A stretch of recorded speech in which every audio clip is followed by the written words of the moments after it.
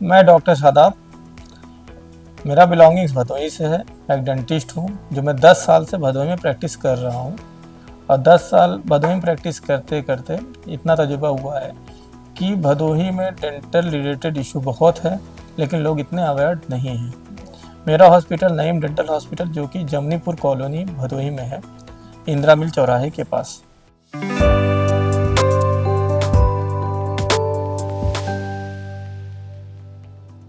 मुंह में बदबू होने का सबसे बड़ी समस्या इन्वायरमेंटल भी हो सकता है, जेनेटिक भी हो सकता है, और ज़्यादातर हमारे रख रखाव की वजह से ये प्रॉब्लम डेवलप होती है।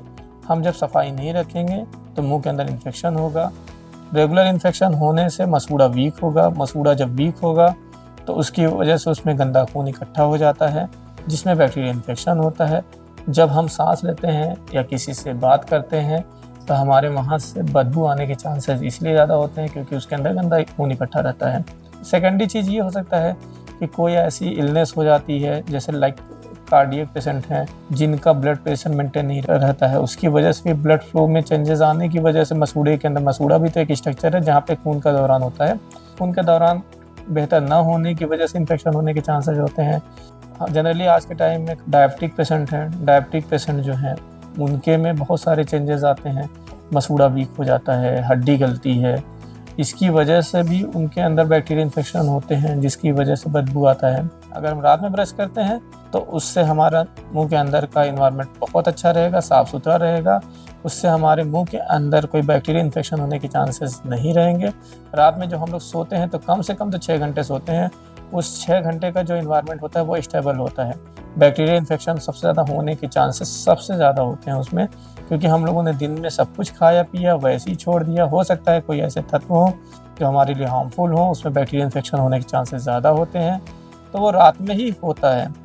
इसलिए हम रात में ब्रश करके सोएंगे तो सारी परेशानी से हम बच सकते हैं। और अगर हम डायबिटिक हैं, कार्डियक हैं, तो अपने कंसल्टेंट से, जो हमारे डॉक्टर्स हैं, अच्छे विशेषज्ञ से उसकी सलाह लें कि क्या ऐसा करें कि हमारा ब्लड प्रेशर मेंटेन रहे या फिर इंटरनल बॉडी के जो चेंजेस होते हैं वो मेंटेन रहे, तो ओवरऑल इन्वायरमेंट पे अच्छा असर पड़ेगा, जिसकी वजह से बदबू नहीं आने के चांसेस रहेंगे।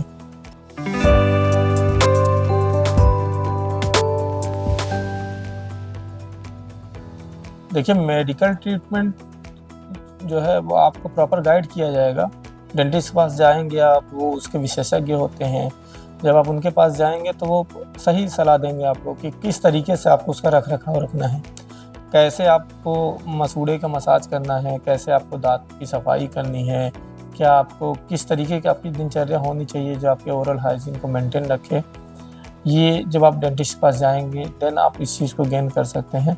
जहाँ तक घरेलू उपचार की बात है, घरेलू उपचार में हम अपने माउथ वॉश को, जो हमारा माउथ वॉश है, उसके लिए हम नमक पानी गुनगुना करके कुल्ली करें, हर 2 से 3 दिन पे एक बार कम से कम कर लिया करें। दोनों टाइम ब्रश करें। मसूड़े को मसाज करने के लिए हम घरेलू चीज़ों में, जैसे हल्दी होता है, शहद होता है, नींबू होता है, इन सब का पेस्ट बना के हम उससे मसाज करें तो हमारे मसूड़े के अंदर जो खून का दौरान है उसको बेहतर रखिएगा। उससे भी हमारा मसूड़ा हेल्दी रह सकता है।